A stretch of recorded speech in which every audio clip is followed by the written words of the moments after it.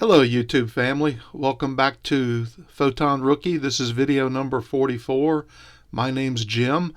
Today I'm going to show you some of my newest images and some older images that I've been reprocessing since I've gotten a little bit better at it.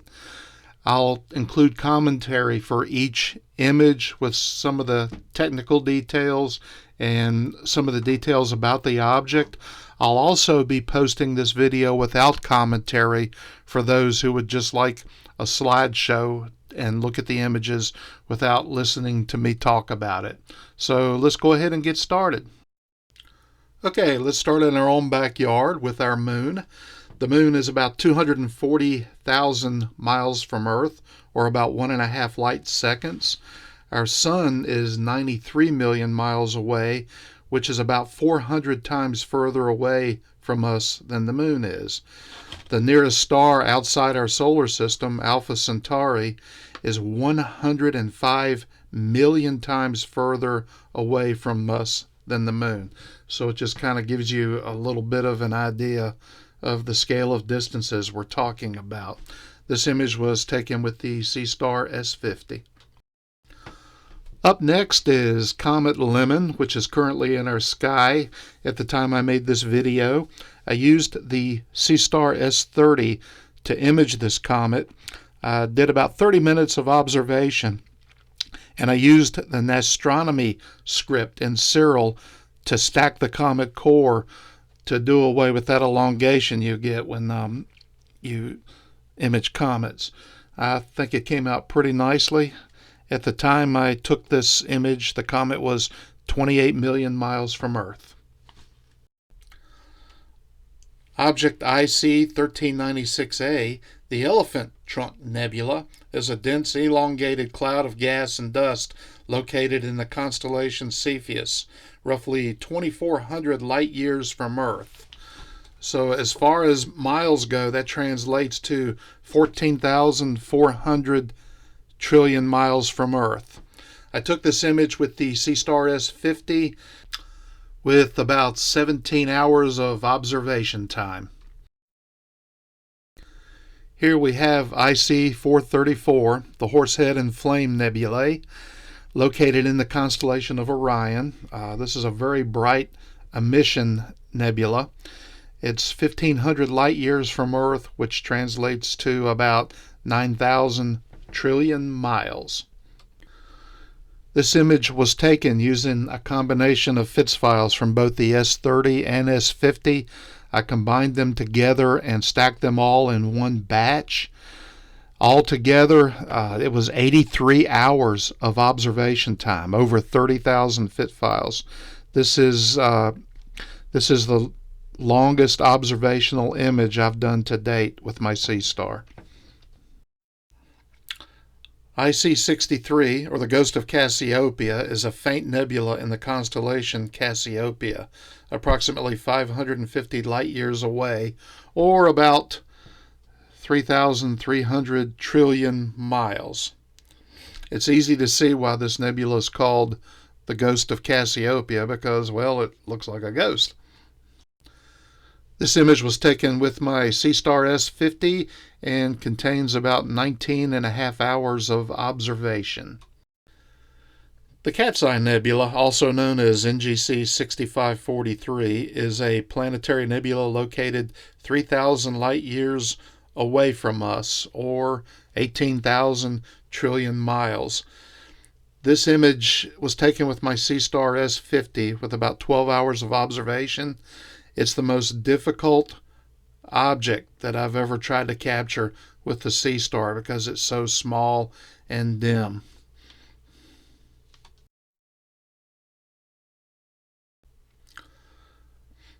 Another faint, difficult object to capture is IC 4592, the Blue Horsehead Nebula, which is a reflection nebula in the constellation of Scorpius. I captured this nebula in a mosaic from the Seestar S50 with about 10 hours of observation. The Blue Horsehead Nebula is about 400 light years, or 2,400 trillion miles from Earth. By contrast, M8, the Lagoon Nebula is a large, bright nebula that's very, very easy to image. I only have 2.5 hours of observation on this nebula with the Seestar S50. It's 4,100 light years, or 24,600 trillion miles from Earth.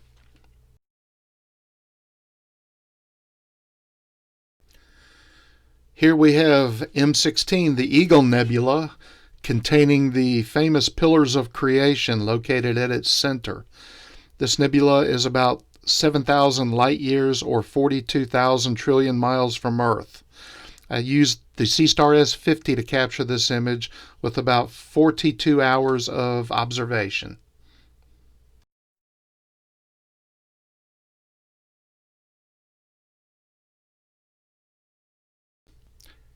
Here is a cropped-in close-up from the S50 of the pillars of creation located in the middle of M16 using a Hubble-type palette to bring out the details.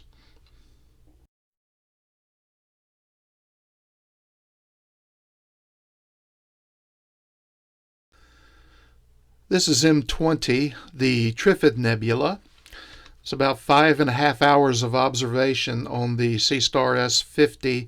This is one of the first images I used an EQ mount on, utilizing 30-second frames. It turned out pretty well. I only have 5.5 hours of observation on this object, and it looks good. The Trifid Nebula is 54,000 trillion miles from Earth, 9,000 light years.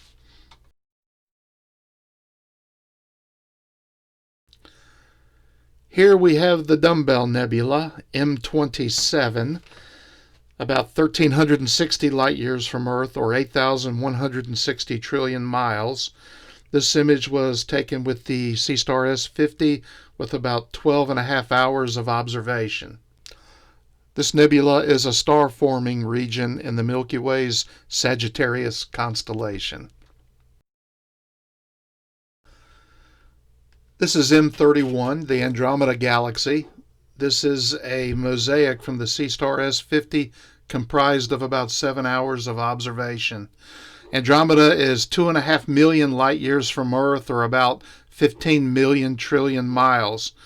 Andromeda contains over 1 trillion stars and is about 2.5 times larger than our own Milky Way galaxy.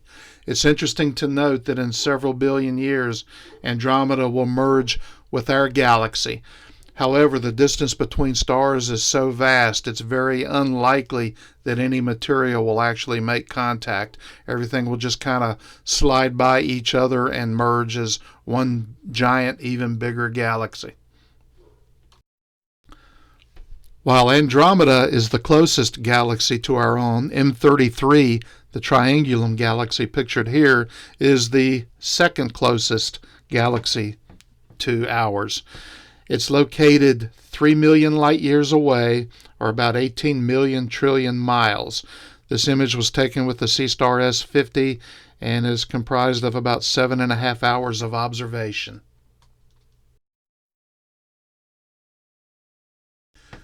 Here we have an image of the Orion Nebula M42 and its companion nebula, the Running Man, NGC 1977. This nebula is so bright that it can easily be seen with the naked eye from Earth. This image was taken with a combination of FITS files from both the Seestar S30 and S50 combined and stacked in one batch. It totaled about 19.5 hours of observation time. The Orion Nebula is 1,350 light years from Earth, or about 8,100 trillion miles. This is M45, the Pleiades star cluster, also known as the Seven Sisters. The Pleiades are located about 410 light years from us, or about 2,460 trillion miles. This image was taken with the Seestar S50 and is comprised of about 19 hours of observation.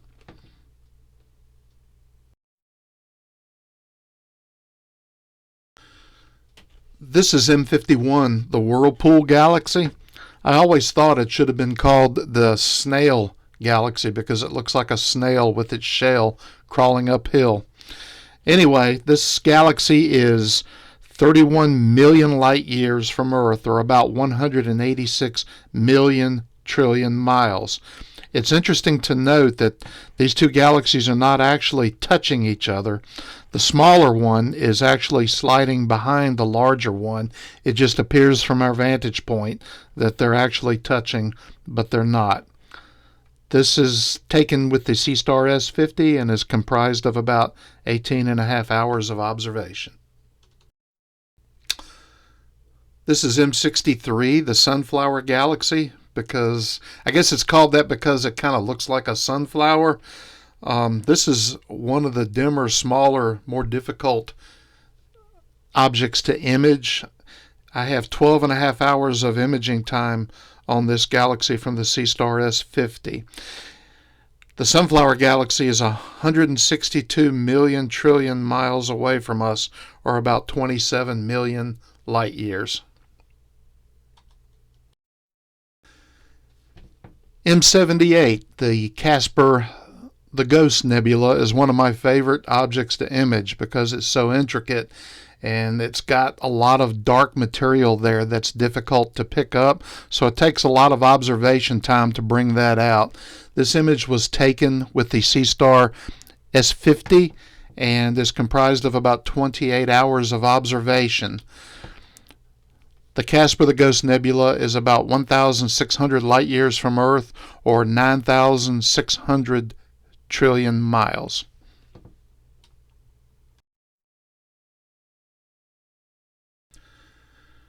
M81 Bode's Galaxy is a bright spiral galaxy in the constellation Ursa Major. It's about 12 million light years from Earth, or 72 million trillion miles. This image was taken with the Seestar S50 and is comprised of about 14.5 hours of observation.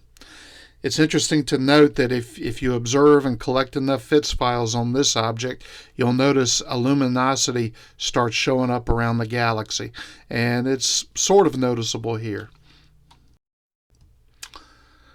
Next up is M101, known as the Pinwheel Galaxy. It's easy to see why it's called that. This object is the only object I didn't image in my field here in southwestern Virginia. This object was imaged when I was visiting my sister out in Colorado. I put my Seestar S50 on this object pretty much every clear night that I was out there and was able to gather about 25 hours of observation time. This galaxy is 126 million trillion miles from Earth, or about 21 million light years.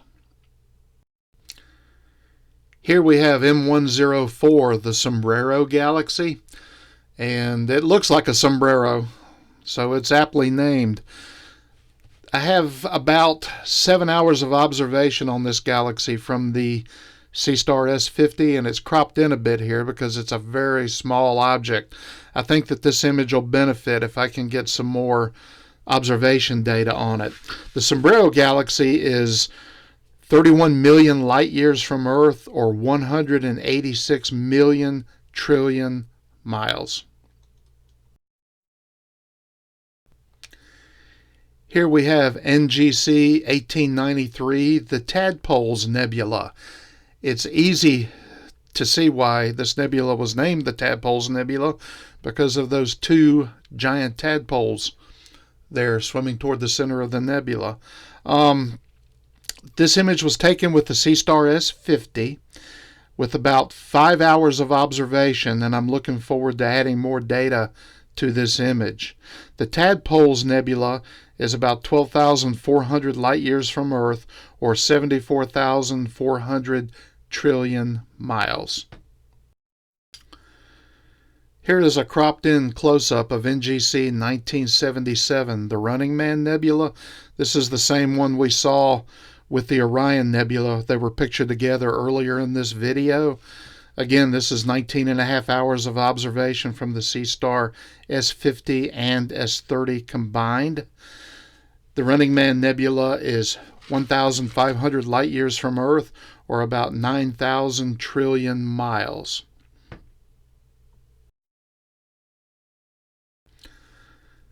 NGC 2237, the Rosette Nebula, is a massive star-forming region in the Mosaics constellation, roughly 5,000 light-years from Earth, or 30,000 trillion miles.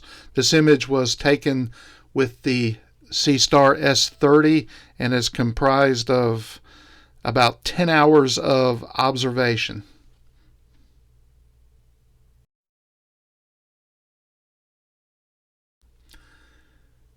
NGC 2264, the Christmas Tree Nebula, is another huge star-forming region.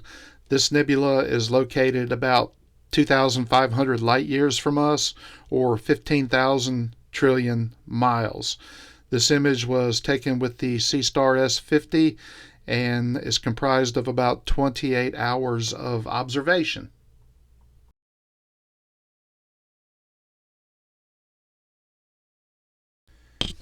NGC 2359, also known as the Thor's Helmet Nebula, is a giant, faint, glowing, bubble-shaped nebula in the constellation Canis Major. It's roughly 12,000 light-years from Earth, or about 72,000 trillion miles, and it's 30 light-years across, making it over 10 times larger than our solar system. The nebula's complex structure is attributed to its central star, WR7, an extremely hot Wolf-Rayet star in a pre-supernova stage. This image was taken with the Seestar S50 and is comprised of about 20 hours of observation. The Crescent Nebula, also known as NGC 6888, is a striking emission nebula in the constellation Cygnus. It's roughly 5,000 light-years from Earth, or about 30,000 trillion miles. The nebula itself is about 25 light-years wide. The nebula's distinctive crescent shape is due to a central Wolf-Rayet star, WR136, which pushes hydrogen and oxygen atoms outwards. The fast-moving hot gas collides with cooler gas ejected by the star in its younger days, exciting the hydrogen and oxygen to radiate light. This image was taken with the Seestar S50 and is comprised with about 11 hours of observation. NGC 7000, the Cygnus Wall, is a prominent ridge of gas and dust within the North American Nebula, located in the constellation Cygnus. It is a dense, active star-forming region, approximately 15 to 20 light-years long. It's about 1,700 light-years from Earth, or about 10,200 trillion miles. This image was taken with the Seestar S50 with about 9.5 hours of observation time. NGC 7023, the Iris Nebula, is a bright reflection nebula in the constellation Cepheus. This nebula is about 1,300 light-years from Earth, or 7,800 trillion miles. It was taken with the Seestar S50 and is comprised of about 25 hours of observation. It was a challenge to bring out the darker material in the image.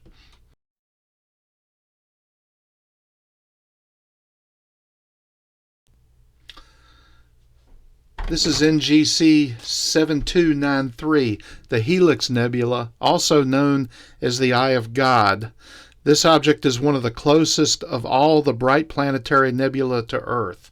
It's located 695 light-years away, or about 4,170 trillion miles. I took this image with the Seestar S50. It's comprised of about 20 hours of observation. This is NGC 7380, the Wizard Nebula. If you use your imagination and look at it, you can see the pointy hat of the wizard, and he's holding both arms out with his robes hanging off his arm. So a very aptly named object. The Wizard Nebula is located 7,200 light-years from Earth, or 43,200 trillion miles. This image was taken with the Seestar S50 and is comprised of about 32 hours of observation. The Bubble Nebula, also known as NGC 7635, is a massive expanding bubble of glowing gas in the Cassiopeia constellation, 7,100 light years from Earth, or about 42,600 trillion miles. The nebula is roughly 6 to 7 light years across, which is more than double the distance from Earth to the closest star. The bubble's signature feature is created by the stellar winds of a massive, hot, young central star, which is 10 to 20 times more massive than our Sun. This image was taken with the Seestar S50 and is comprised of about 12 hours of observation. Here we have NGC 7822, the Teddy Bear Nebula. If you tilt your head to the left and look at this image and use your imagination, you can make out the head of a teddy bear with the eyes and the nose and the ears. This nebula is 3,000 light years from Earth, or 18,000 trillion miles. The image was taken with the Seestar S50 and is comprised of about 36 hours of observation. This is a mosaic taken with my S30 of the Eagle Nebula there on the top and the Swan Nebula on the bottom left. The little green smudge you see in the center right of the screen is the comet Swan, which I was lucky enough to capture before it passed out of frame.